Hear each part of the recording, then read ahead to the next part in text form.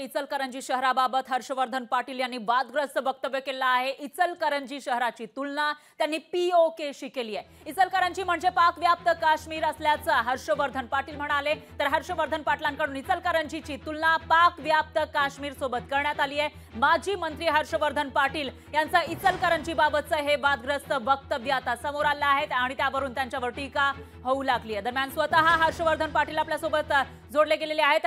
Patil sir, तुम्ही पीओकेशी चक्क आपल्या देशामधलं एक इचलकरंजी शहर आणि त्याचबरोबर आपल्या महाराष्ट्रामध्ये असलेलं इचलकरंजी शहराची तुलना केली आहे। यामागे तुमचा हेतू नेमका काय होता?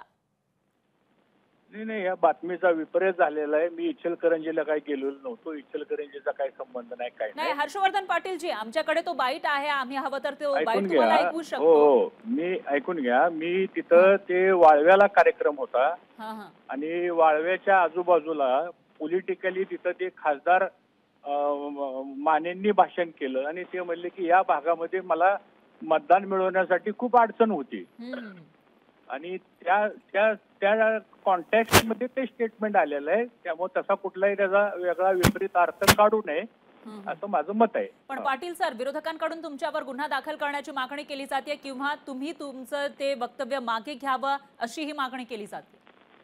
मी तशा कुठल्याही कॉन्टेक्स्ट मध्ये बोललेलो नाही।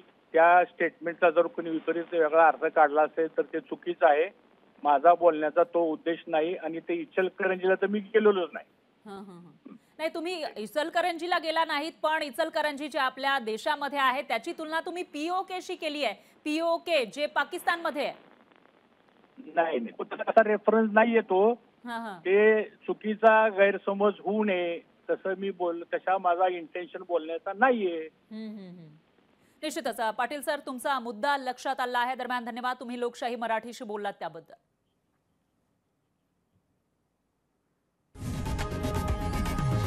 लोकशाही मराठी ऐका, पहा, जागरूक रहा।